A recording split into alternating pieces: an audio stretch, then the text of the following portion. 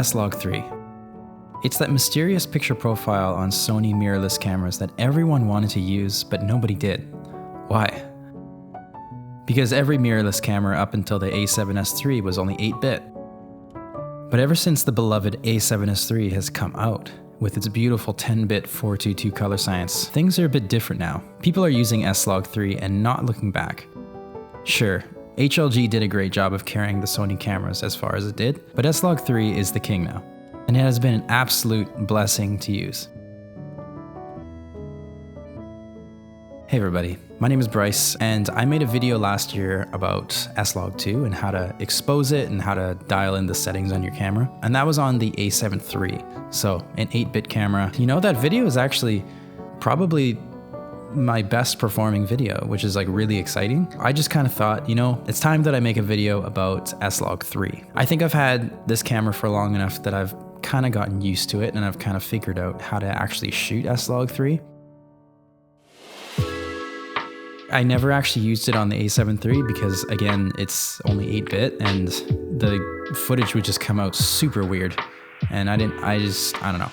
I just basically only shot on either SLOG2 or HLG3. Shooting SLOG3 on this camera has just made shooting so much simpler and so much easier. Like, I'm not fiddling around with like the picture profile, and you know, before on the old cameras, you really had to dial in your picture profile settings to make sure that everything was like gonna work like perfectly the way it was supposed to work. You know, things have gotten easier. While this camera also does have S-Cinetone, I've never actually used it because I just find SLOG3 to be so easy to use. And I know a lot of people think like, oh, it's a log profile, it's a lot more work.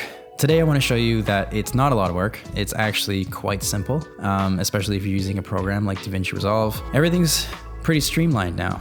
And there's a lot of really cool LUTs out there. There's a lot of easy ways to use it and get a look pretty quickly. Yeah, so I guess we could just, you know, dive right into it.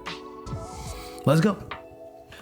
Okay, so first we got to figure out what the camera settings are. A lot of people ask me this, what are you setting your picture profile to? I just keep everything at the default settings. Like, as soon as I opened up the camera, kept it at the default settings of whatever it was set to. That's the nice thing about these new cameras, is that you don't have to play around with the picture profile settings. It's honestly great as it is. So, but I will get into it just because, well, I may as well.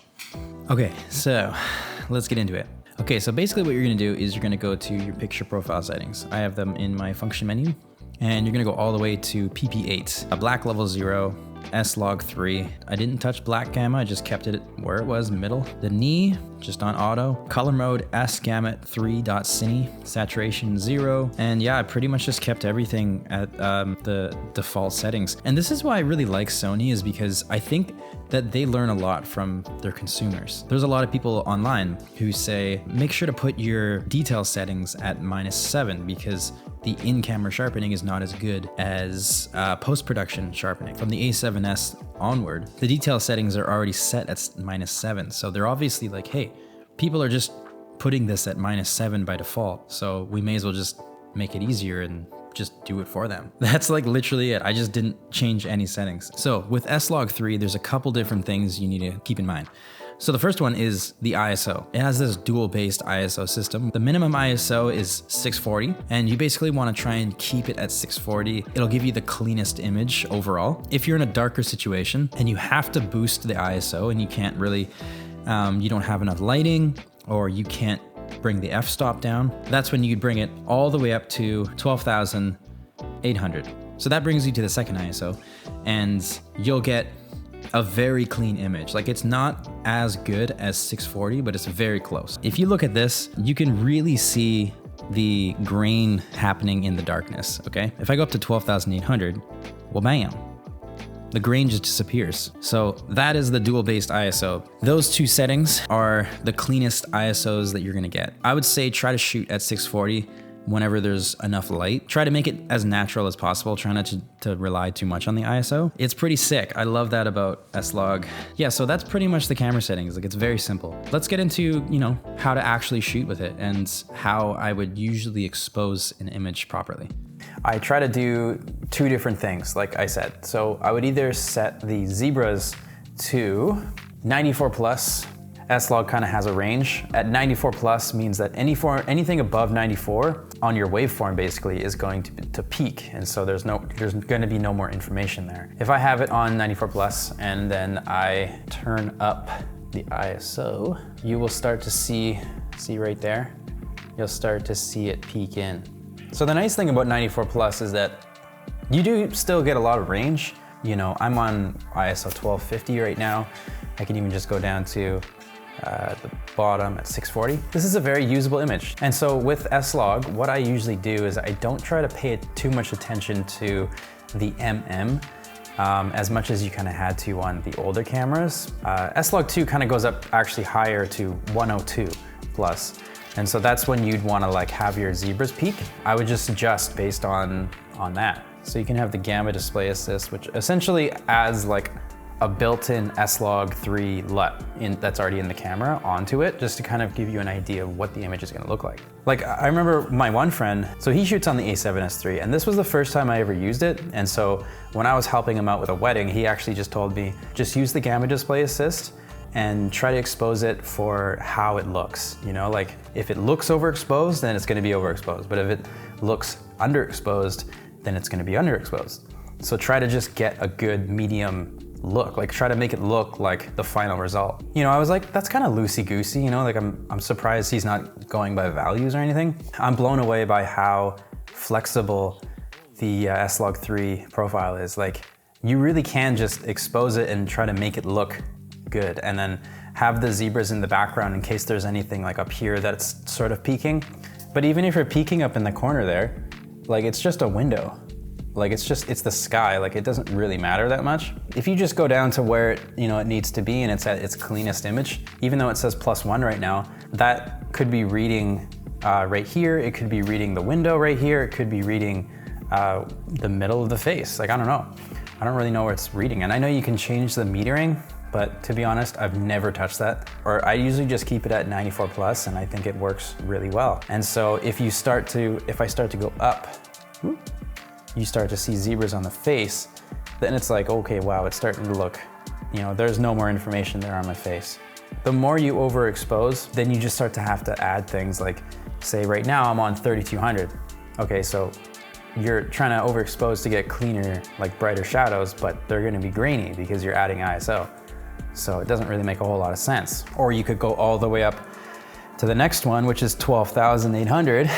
And now it's like, okay, well, I'm at 12,800. I have to either add an ND filter or I have to just crank my aperture up. But now I don't have any depth of field. I try to keep it at 640 and move towards the window. There's still enough light that I can film something and it looks good. Again, that's kind of why I love the A7S and the FX3 and the anything that shoots S-Log3, because it's so easy to use, it's so flexible, and it's so like forgiving. So I'm gonna film a couple different examples. I'm gonna underexpose heavily, and then I'm gonna bring it back up to neutral, and then I'm gonna overexpose and bring it back to neutral. And I just wanna show you how, it doesn't make that much of a difference from just shooting at a neutral point or like even like underexposing a little bit, okay? So this is, we're -1, so we're pretty underexposed.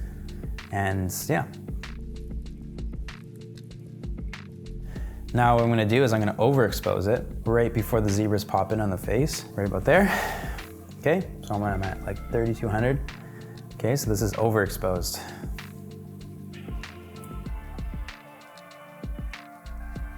Now what I'm gonna do is I'm gonna underexpose. I'm gonna expose to just the 640, just kind of how you want the image to be.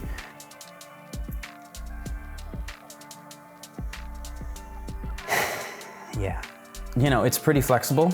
And if I was to bring it back to neutral, both of these, what you can notice is, they both look pretty good. You might have a bit more grain in the shadows when you underexpose, but for the most part, the image looks pretty decent. I would say overexposing is a bit worse because you lose some texture. You lose a little bit of sharpness and a little bit of more detail, even though it's like not technically, overexposed.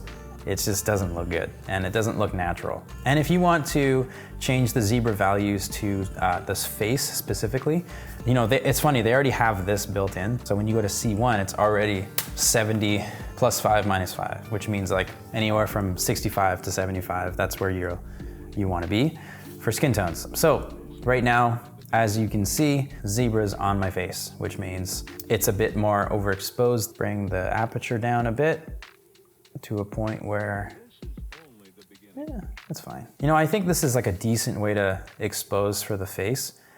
And it's actually like, it makes it a lot easier because like if you're not worried about the background and you only want to expose for the face, and then you're gonna fill in everything with like lighting after the subject is lit properly. This is like a speedy way to kind of do that. So those are just different ways you can do it. But I think that if you're like moving around, you know, shooting different things, there's no subjects, and just keeping it at 90 plus 5, that's a pretty decent and easy way to shoot. So yeah, I don't know, I hope that's helpful.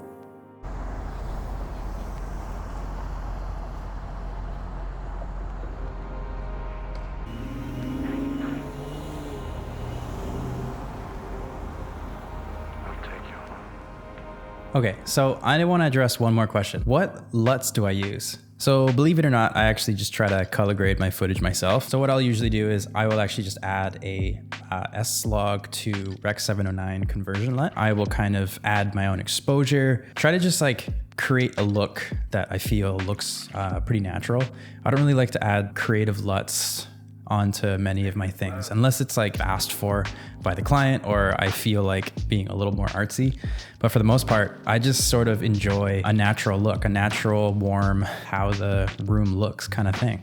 Recently, a guy by the name of Lenz reached out to me. He is a colorist and he reached out to me and asked me if I would want to collaborate with him on his new LUTs. He made one both for SLOG2 and SLOG3, which is really cool. These are probably some of the nicest LUTs I've ever used. There are certain LUTs that are designed for underexposing and overexposing.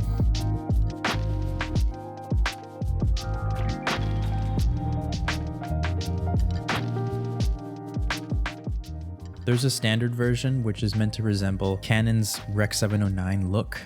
And then there's a soft version, which is actually just C-Log converted to Rec 709.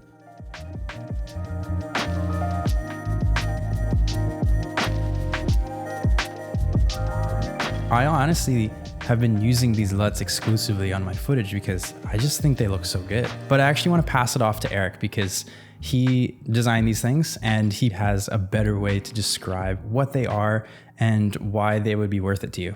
So yeah, take it away, Eric.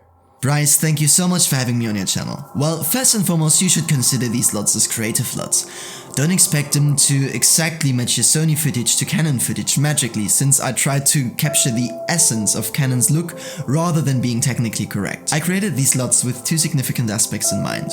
The first being the out-of-camera experience from Canon, I will get to this in a little bit, and the second one being skin tones, especially on older camera generations like the A7 Mark III and before. Unfortunately, all of these camera models shoot 8-bit footage. That means you're somewhat limited when it comes to color correction and color grading. My experience as a colorist has taught me that one of the most crucial things to get right are skin tones, and given the number of tutorials on YouTube, this is something that most people struggle with, especially Sony shooters. And I can definitely understand this. The behavior of skin tones on these older Sony cameras, especially when shooting S-Log, is something you need to get used to when color correcting. When I was still shooting with Canon a long time ago, the actual process of color correction and color grading did not occur to me, because A, I was much younger than today, and B, I only tweaked something if I wanted to. And this is something I have encountered pretty often.